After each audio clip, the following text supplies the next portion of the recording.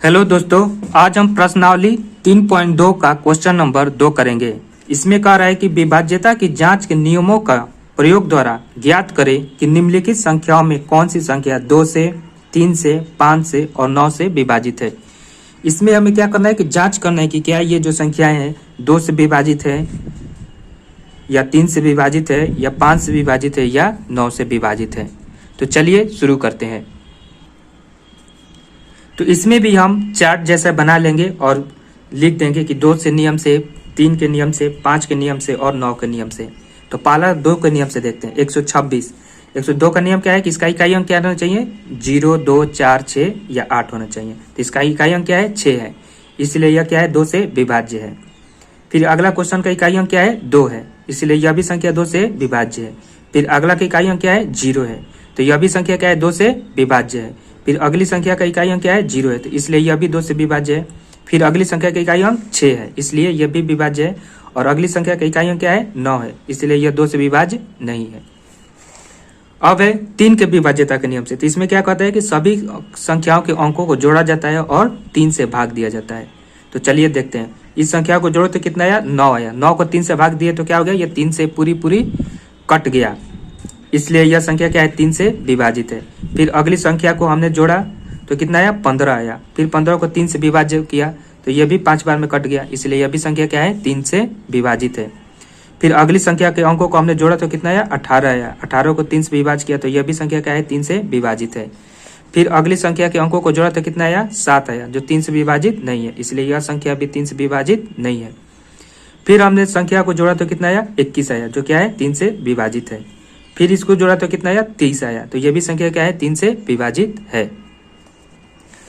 अब हम देखते हैं 5 का विभाज्यता के नियम। तो 5 का विभाज्यता का नियम क्या कहता है कि जिसका इकाई अंक क्या होना चाहिए, 0 या 5। तो इसका इकाई अंक 6 है, इसलिए यह 5 से विभाजित नहीं है। इसका इकाई अंक 2 है, इसलिए यह भी 5 से विभाजित नहीं है।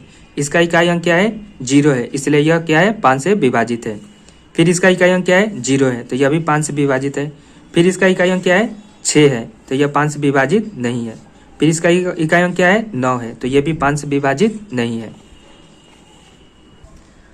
अब है 9 का विभाज्यता। तो 9 का विभाज्यता क्या कहा जाता है कि इसके सभी अंकों को जोड़कर 9 से विभाजित किया जाता है। तो हमने फिर क्या किया, सबको जोड़ा तो कितना है, 9 आया। 9 को 9 से भाग किया तो यह क्या हो जा रहा है, कट जा रहा है, इसलिए यह संख्या क्या है, 9 से विभाजित है। फिर इसके अंकों को जोड़ा तो 15 आया। 15 जो 9 से विभाजित नहीं है, इसलिए यह संख्या भी 9 से विभाजित नहीं है। फिर इसको जोड़ा तो कितना आया, 18 आया, जो 9 से विभाजित है। फिर इसको जोड़ा तो कितना आया, 7 आया, जो ये भी क्या है, 9 से विभाजित नहीं है। फिर इसके अंकों को जोड़ा तो 21 आया, ये भी 9 से विभाजित नहीं है। इसको जोड़ा तो कितना आया, 30 आया, तो ये भी 9 से विभाजित नहीं है। अब प्रश्न 3 क्या कह रहा है कि विभाज्यता की जांच के नियमों का प्रयोग द्वारा बताएं कि कौन सी संख्या 4 से और 8 से विभाज्य।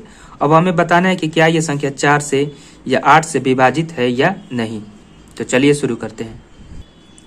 तो 4 का विभाज्यता का नियम क्या है कि इसके दहाई और इकाई से बनी संख्या को हम 4 से भाग देते हैं। अगर यह 4 से कट गया तो संख्या भी क्या होगी, 4 से पूरी तरह विभाजित होगी। तो चलिए देखते हैं। पहली संख्या का दाईं और इकाई अंक क्या है, 12 है। 12 जो 4 से क्या है, विभाजित है, इसलिए यह संख्या भी 4 से विभाजित है। फिर अगली संख्या का दाईं और इकाई अंक क्या है, 59 है, तो यह 4 से विभाजित नहीं है। फिर अगली संख्या का दाईं और इकाई अंक क्या है, 96 है, जो 4 से विभाज्य है। फिर अगली संख्या का दाईं और इकाई अंक 40 है, तो यह भी संख्या 4 से विभाज्य है। फिर अगली संख्या का दाईं और इकाई अंक क्या है, 84 है, जो 4 से विभाज्य है। फिर अगली संख्या का दाईं और इकाई अंक 12 है, जो क्या है, 4 से विभाज्य, इसलिए यह संख्या क्या है, 4 से भी विभाजित है। अब है 8 का विभाज्यता का नियम। तो 8 का विभाज्यता का नियम क्या कहता है, इसमें हम सैकड़ा, दहाई और इकाई तीनों अंकों को लिखकर हम क्या करते हैं, 8 से विभाज्य करते हैं। तो इसका सैकड़ा, दहाई और इकाई अंक क्या है, 512, जो 8 से विभाज्य है, इसलिए यह संख्या भी क्या है, 8 से विभाज्य। फिर इसका सैकड़ा, दहाई और इकाई अंक क्या है, 159, जो 8 से विभाज्य नहीं है। फिर इसका सैकड़ा, दहाई और इकाई अंक क्या है, 96 है, जो 8 से विभाज्य है। फिर इसका 540 है, जो 8 से विभाज्य नहीं है। फिर इसका 84 है, जो 8 से विभाज्य नहीं है। फिर इसका 12 है, जो 8 से विभाज्य नहीं है। अब प्रश्न 4 क्या कह रहा है कि निम्न संख्याओं की 6 से विभाज्यता की जांच करें। इसमें हमें क्या बताना है कि 6 के विभाज्यता के नियम से बताना है कि क्या यह संख्या 6 से विभाजित है या नहीं। तो चलिए देखते हैं। 6 का विभाज्यता का नियम क्या है कि पहले हम संख्या को क्या करते हैं, 2 से विभाज्य करते हैं, फिर 3 से विभाज्य करते हैं। अगर यह संख्या 2 से भी विभाजित हो और 3 से भी विभाजित हो तो वह संख्या क्या होता है, 6 से भी विभाजित होगी। अगर इसमें से एक भी संख्या अगर विभाजित नहीं होगी तो वो संख्या 6 से भी विभाजित नहीं होगी। तो चलिए 2 का विभाज्यता का नियम क्या है कि इसका इकाई अंक क्या होना चाहिए, 0, 2, 4, 6 या 8। तो इस संख्या का तो इकाई अंक क्या है, 3 है जो 2 से विभाजित नहीं है। फिर इस संख्या का इकाई अंक क्या है, 0 है जो 2 से विभाजित है। फिर इस संख्या का इकाई अंक क्या है, 4 है जो 2 से विभाजित है। फिर हम 3 का विभाज्यता का नियम देखेंगे। इसमें क्या किया जाता है, सभी संख्या के अंकों को जोड़कर 3 से विभाजित किया जाता है। इसको हमने जोड़ा तो कितना आया, 19 आया। 19 को 3 से विभाजित किया तो यह विभाज्य नहीं है। फिर इसको जोड़ा तो कितना आया, 21 आया। 21 को 3 से विभाज्य किया तो यह 7 बार में विभाज्य है। फिर इसको जोड़ा तो कितना आया, 27 आया। 27 जो क्या है, 3 से 9 बार में विभाज्य है। अब देखिए ये संख्या तो 2 से विभाज्य नहीं है और 3 से विभाज्य नहीं है, इसलिए यह संख्या भी 6 से भी विभाज्य नहीं होगी। यह संख्या 2 से विभाज्य है और 3 से भी विभाज्य है, इसलिए यह संख्या 6 से भी विभाज्य होगी। यह संख्या भी 2 से भी विभाज्य है और 3 से विभाज्य, इसलिए यह संख्या भी क्या होगी, 6 से विभाज्य होगी। प्रश्न 5, इसमें क्या करें कि निम्न में कौन सा कथन सत्य है और कौन सा नहीं। पहला क्वेश्चन है, यदि कोई संख्या 3 से विभाज्य है तो वह 9 से भी विभाज्य होगी। यदि कोई संख्या, कोई भी संख्या ले जो क्या है वो 3 से विभाज्य है, तो क्या यह जरूरी है कि वो 9 से भी विभाज्य होगी? तो इसका उत्तर होगा नहीं। क्योंकि अगर हम कोई संख्या 6 ले ले तो यह 3 से तो विभाज्य है, लेकिन 9 से 6 विभाज्य नहीं है, इसलिए इसका आंसर क्या होगा, असत्य। प्रश्न 2 क्या कर रहा है, यदि कोई संख्या 9 से विभाज्य है तो वह 3 से भी विभाज्य होगी। कह रहा है कि कोई भी संख्या ले, अगर वो 9 से विभाज्य है तो क्या यह संख्या 3 से भी विभाज्य होगी? तो इसका उत्तर होगा सत्य। क्योंकि अगर हम कोई भी संख्या ले ले, जैसे 18 9 से भी विभाज्य है और 18 जो है वो 6 से भी विभाज्य, इसलिए इसका उत्तर क्या होगा, सत्य। तीसरा प्रश्न है, सभी संख्याएं जो 8 से विभाज्य होती है वह 3 और 6 दोनों से विभाज्य होगी। तो इसका उत्तर क्या होगा, सत्य होगा, क्योंकि 3 और 6 का गुणनखंड ही क्या है, 18 जो है 3 और 6 का गुणनखंड में आता है, इसलिए इसका उत्तर क्या होगा, सत्य। चौथा, सभी संख्याएं जो 8 से विभाज्य है 4 से भी विभाज्य होगी।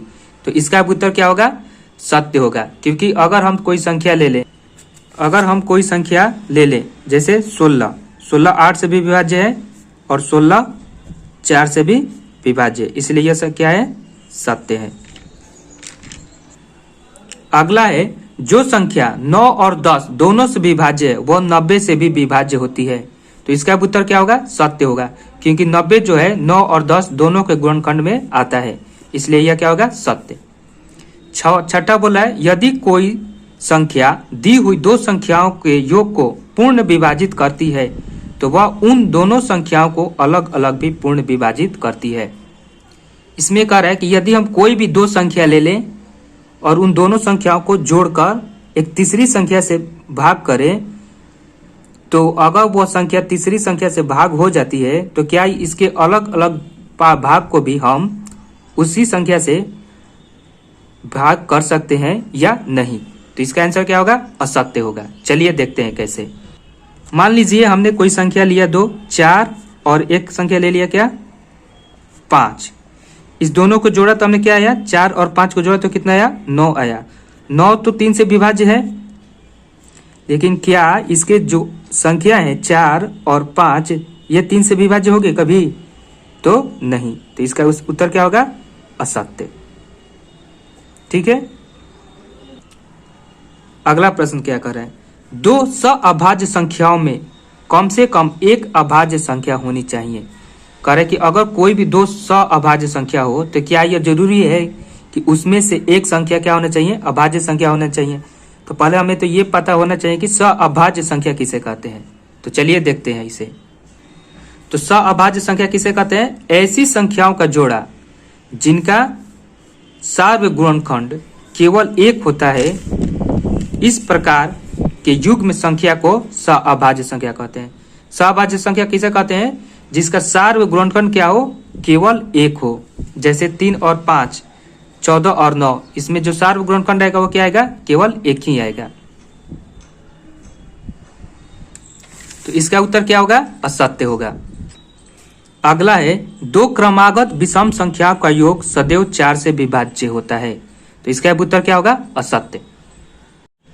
तो दोस्तों आज हम प्रश्नावली 10.2 का प्रश्न 5 तक ही करेंगे।